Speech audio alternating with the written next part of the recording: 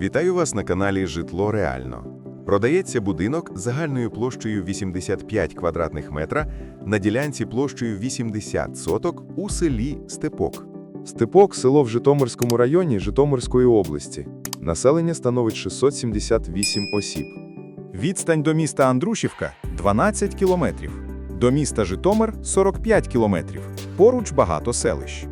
Продається затишний одноповерховий будинок загальною площею 85 квадратних метрів.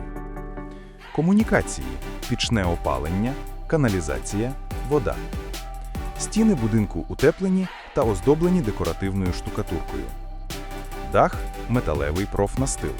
Встановлені металопластикові вікна. Будинок має 3 житлові кімнати, в яких зроблений гарний косметичний ремонт, пофарбована стеля, на стінах шпалери. Кімнати гарно мебльовані. Є все для затишного та комфортного життя. В будинку є гарно мебльована кухня та має все необхідне. Є суміжний санвузол, душова кабіна, унітаз, водонагрівач.